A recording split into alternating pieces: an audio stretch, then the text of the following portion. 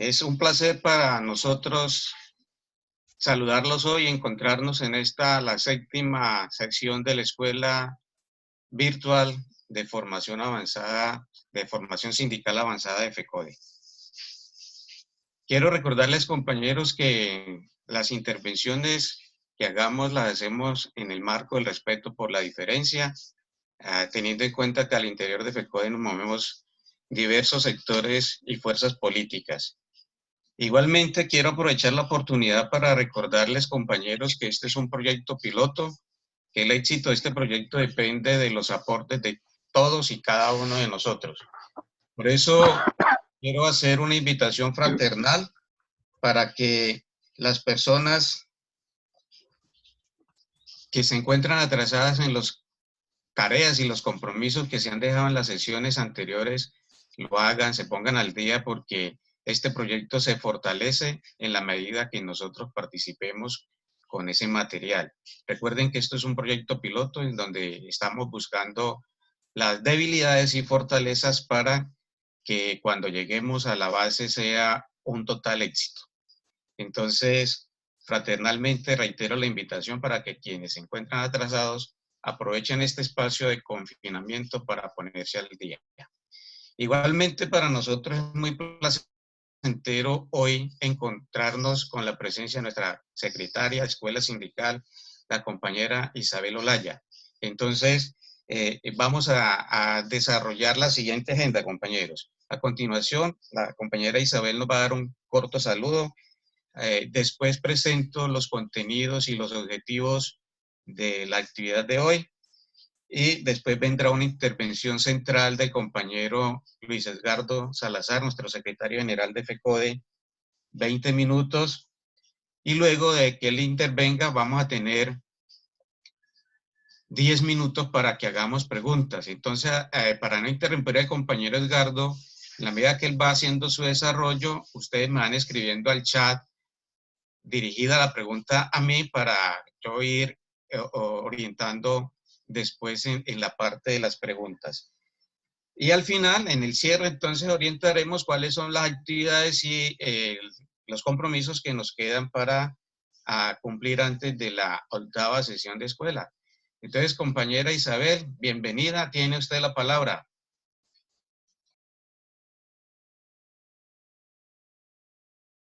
Compañera Isabel, active el micrófono, por favor. Muy buenos días, compañeros y compañeras, compañera Luzaida, Ana María, Gustavo, integrante, compañero William, integrantes del equipo de escuela, a mi compañero ejecutivo de FECODE, compañero Luis Edgardo Salazar, nuestro secretario general, y a cada uno de los compañeros responsables de la Secretaría de Escuela en nuestras filiales. En este momento, pues, de pandemia por el COVID-19, deseo no le falte la salud y que todos nos cuidemos en casa. Como decía el compañero Gustavo, hoy estamos iniciando la 7ª semana. El reto lo hemos cumplido. El objetivo de FECODE de llegar con educación virtual, y miren en estos momentos donde estamos confinados en la casa, cómo nos ha servido la virtualidad.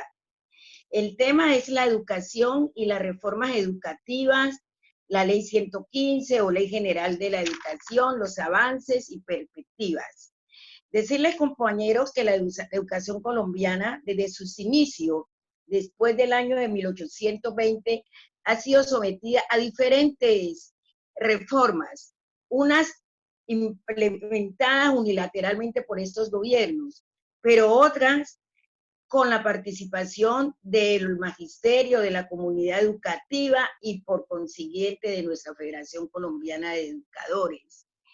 Este gobierno, o de una manera unilateral y por recomendaciones de los organismos de crédito externo como el Banco Mundial, como el Banco Internacional de Desarrollo, como el Fondo Monetario Internacional y la ODE, han estado direccionando a estos gobiernos para que apliquen esas políticas nefastas para el pueblo colombiano, para la educación. Entonces, decirle que hoy ese tema es muy importante para cada uno de nosotros, y aquí tenemos a nuestro secretario general, un académico estudioso que nos va a informar sobre cada una de estas reformas. Sabemos que este gobierno a principio pues le entregó a la Iglesia Católica, a la Santa Sede, con ese concordato que hizo a los maestros, a la educación, donde a nosotros y al magisterio de su época los trataban muy mal, donde los salarios eran paupérrimos, diferentes de un departamento a otro, y donde los maestros sufrieron pues unas situaciones muy difíciles. Llega nuestra federación y empieza a participar en esas reformas con unas propuestas. Decirles que la grande reforma educativa que el magisterio ha tenido, tenemos muchas, pero la mayor es la Ley General de Educación, que fue conseguida en la movilización del magisterio en el año 1994. El compañero Edgardo ahorita pues le explicará los pormenores de toda esta movilización y toda esta lucha del magisterio colombiano. Decirle que nos toca estar alerta al llamado, la ley 115 que han querido reformarla desde el gobierno de Samper hasta el actual de Duque, pero hemos estado allí en pie de lucha, en unidad, defendiéndola, y vamos a continuar defendiendo. Estamos en confinamiento, y desde las casas de cada uno de los ejecutivos, a excepción del compañero Edgardo, que le tocó quedarse en Bogotá, estamos trabajando virtualmente, estamos mirando cómo nos vamos a organizar, reuniéndonos con el gobierno nacional para que cumpla con los acuerdos de Confecode. Entonces, compañeros, doy la apertura a esta 7ª clase y lo dejamos con el compañero Gustavo para que luego pues el compañero Edgardo con esa sapiencia.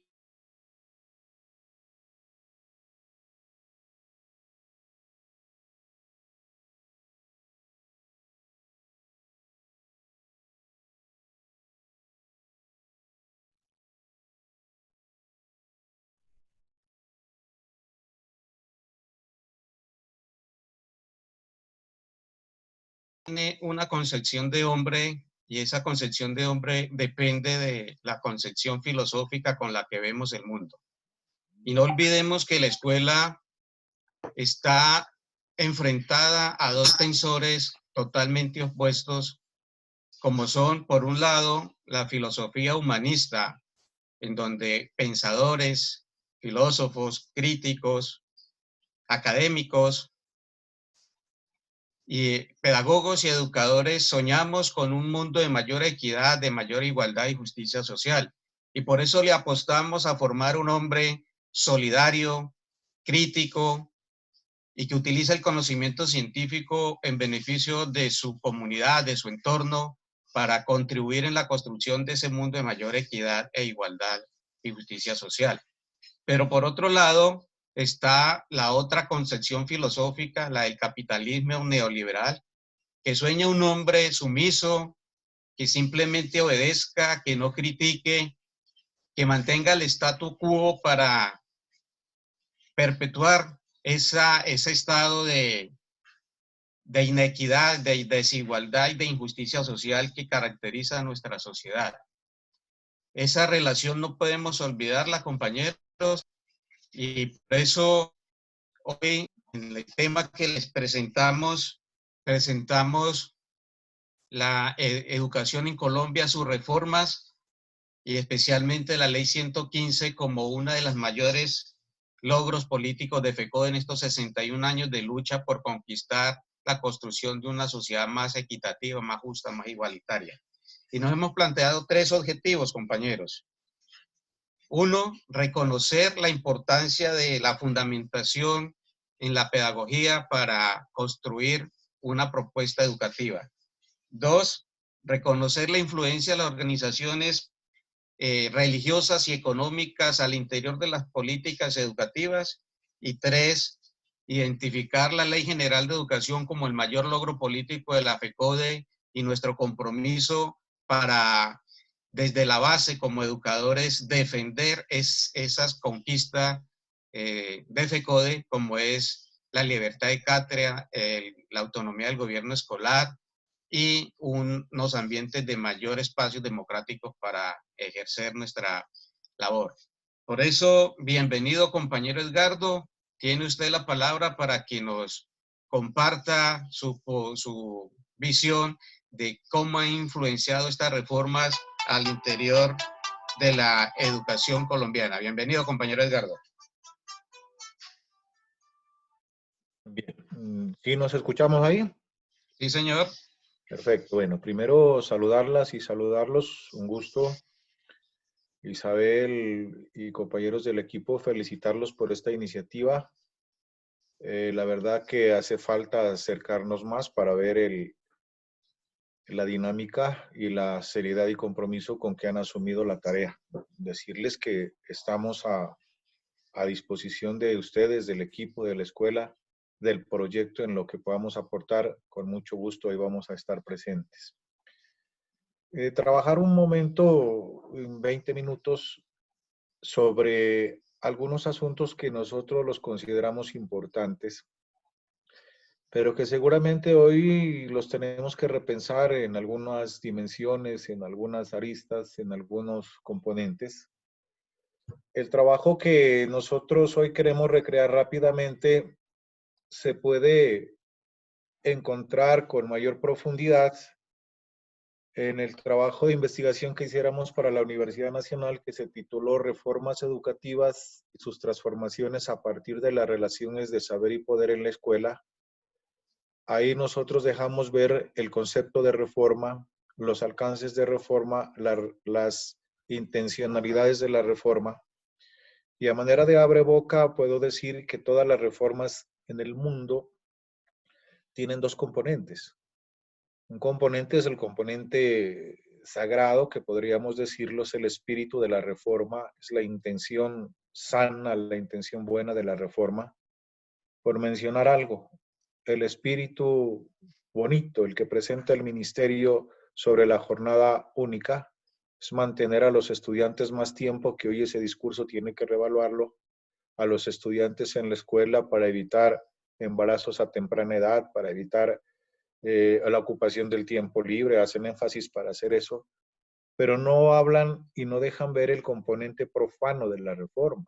La reforma tiene un componente profano, entonces el componente profano es seguir implementando alguna serie de condicionantes para seguir argumentando, primero, en su afán de ellos de desacreditar la escuela pública; segundo, de desconocer el trabajo del maestro de la escuela pública; y tercero, seguir suponiendo de que la escuela tiene que recaer toda la cuota de responsabilidad de la educación en el quehacer del maestro. Y hoy por hoy, pues, se está viendo de que la educación tiene que volver a la tríada pasada: Estado, escuela y comunidad, familia. Escuela entendido como todo espacio para aprender. Está también el trabajo en la revista Educación y Cultura, esta es la 103, ahí hay un trabajo parecido, y está en un proyecto que se adelantó para el municipio, que es un plan educativo que lo llamamos Educación sin Fronteras para Construir Ciudadanía. Son algunos elementos que pueden servir de apoyo.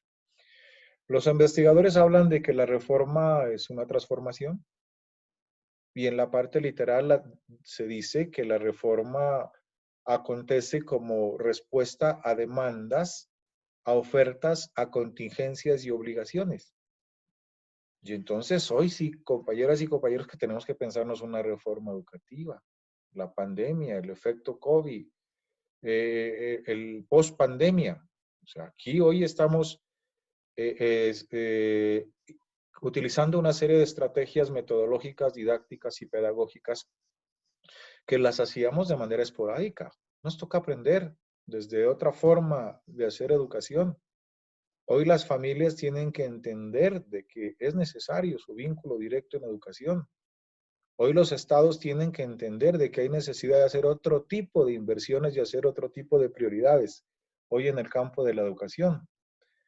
Hay dos investigadores que los pueden rastrear, Óscar Oslac y Sergio Martinic. Esto que estamos diciendo, creo que, profe Gustavo, lo podemos compartir ahora más adelante, porque está el documento escrito, está la diapositiva.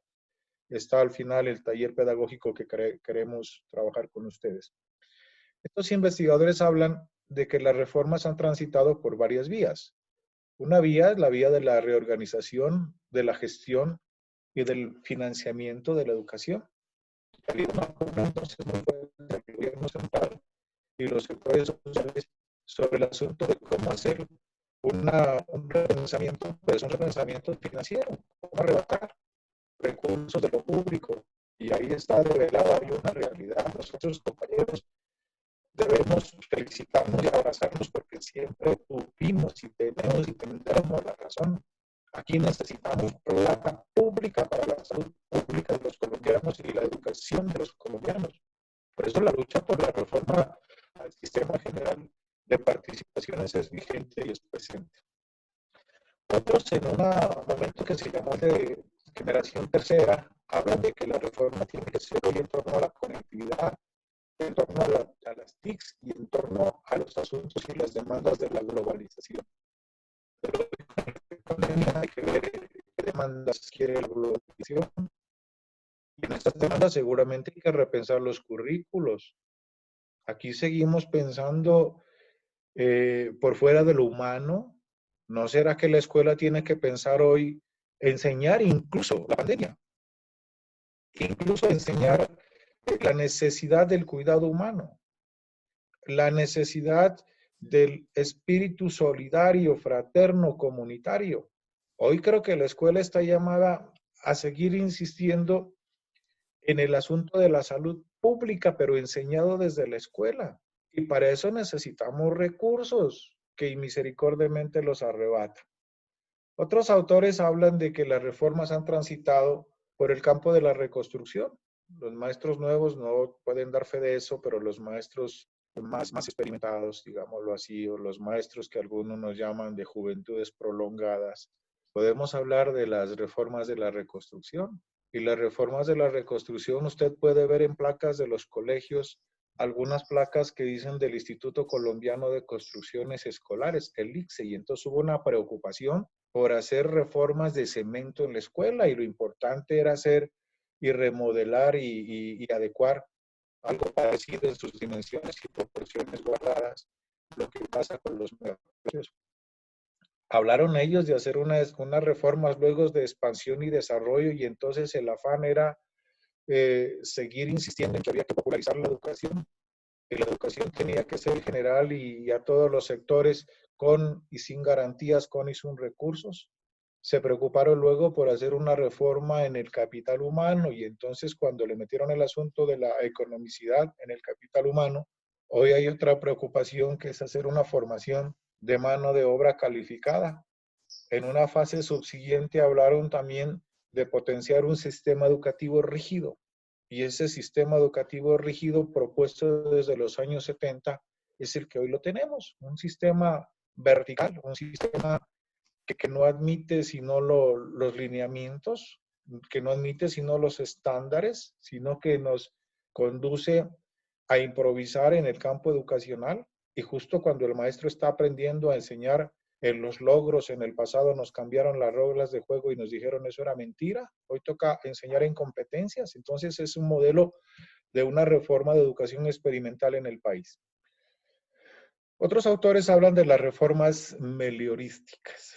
Eso significa entonces que hay que apegar las reformas a los conceptos del progreso y entonces en el asunto del progreso confunden, en el asunto del progreso disponen el sistema educativo, pero para otros intereses, para recrear, para repensar otro tipo de pensamientos y de ideologías.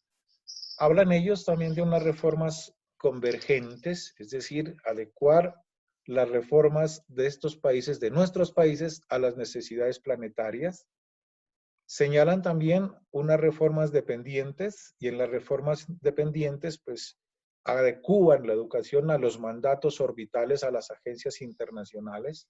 Por eso vale la pandemia para preguntarle, bueno, ministra, ¿seguimos preocupados por responderle a la OCDE? Hoy las pruebas saber, las pruebas PISA, ¿les sirven al humano? ¿Con eso vamos a salvar la vida de los connacionales, de los escolares? No, hoy creo que hay un repensamiento total del quehacer educación. Y en esa línea, pues los autores han venido señalando este tipo de entender las reformas y de trabajar las reformas. En razón al tiempo, compañeras y compañeros, quiero referirme a algunos asuntos sustanciales que se han dado a partir de algunos gobiernos y tomando una periodicidad muy pequeña, sin señalar también que las reformas actúan, en esas reformas los gobiernos actúan como intermediarios en los asuntos de la privatización y la descentralización y la desfinanciación de la misma educación que se ha posesionado. Aparece también el asunto de la teoría del conflicto, y las reformas están diseñadas para contrarrestar los conflictos, y por eso viene la ley de convivencia, donde suponen que todas las cadenas de conflictividades de la escuela y de la sociedad tienen que resolverse en la escuela.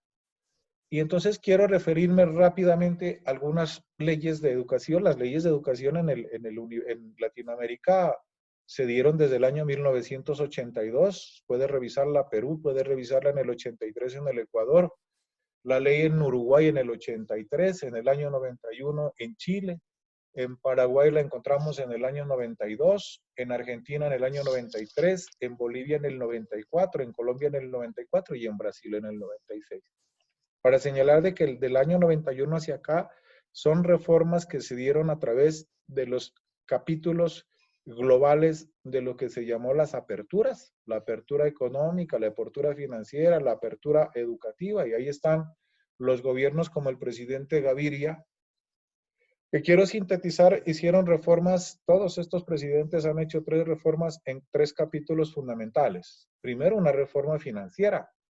Y entonces el presidente Gaviria desaparece los fondos educativos regionales, FER los acabó, y transfiere los recursos según los esfuerzos fiscales de los municipios, y a los municipios de menos categoría, pues menos recursos son los que les llegan.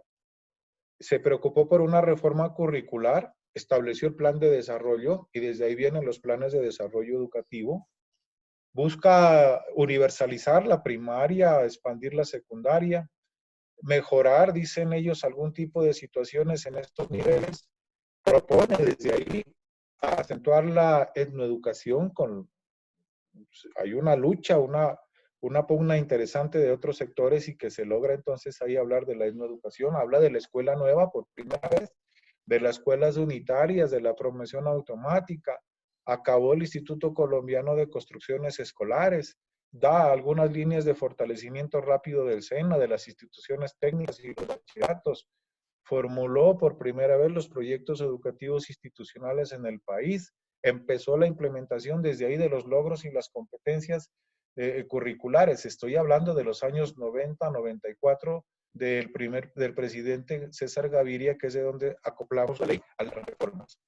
En lo administrativo, el plan de desarrollo propone el PAE, el plan de apertura educativa. Ahí está sintetizado las políticas de aperturistas. Diseñó sistemas de evaluación y control. Implementó las categorías de la modernidad, la reorganización y la calidad. Creó establecimientos únicos. Empezaron las tesis y las prácticas de las fusiones escolares. Empezó a golpear la nuclearización educativa, a disminuir la intención de disminuir la repitencia y la deserción escolar, pero para eso habría que crear incentivos, como hoy se está observando. Consolidar, dice él, empezaron a hablar ya de los gobiernos escolares, y empezó a hablar de un sistema nacional de evaluación de la calidad. Ernesto Samper, 94-90, en los 3 capítulos. Reforma financiera.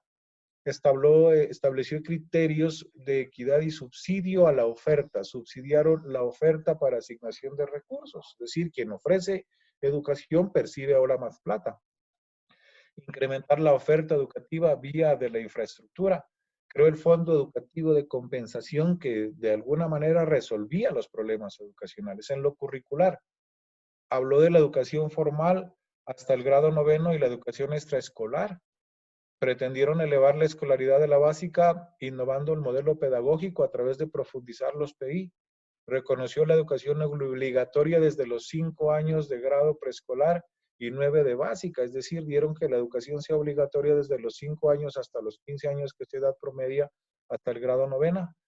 Aquí se empezó a pelear fuertemente el criterio de la autonomía escolar, y se logran unos avances por parte de nosotros. buscó el señor disminuir algunas líneas de analfabetismo. En lo laboral, aumentó los días del calendario escolar, amplió la gradualidad de la jornada escolar, eso es una lucha histórica, aplicó un plan de mejoramiento de los hogares de bienestar y en lo administrativo ejecutó el plan de desarrollo, propuso su reforma del salto educativo, impulsó la descentralización en municipios, buscó el mejoramiento de la categoría de calidad, según ellos, implementación de los sistemas de observación y de revisión y de evaluación, implementó la ley 715, Ley General de Educación, implementó el Plan General Decenal de Educación 96-2015 y se empezaron a hablar ya de la conformación de entidades territoriales y se dio un capítulo especial para las comunidades indígenas. El presidente Pastrana rápidamente, en lo financiero, creó el nuevo sistema escolar, fusionó establecimientos, ratificó la educación de la obligatoriedad de la educación de los 5 a los 15 años, creó subsidio, sí, a la demanda, no a la oferta, y de ahí viene la tesis hoy de quien más estudiantes tenga en atención educacional, pues tendrá hoy mayor cuota de participación vía per cápita. Decretó pues la flexibilización laboral, de hecho y de facto, y entonces aparecen otras modalidades hoy de atender la educación.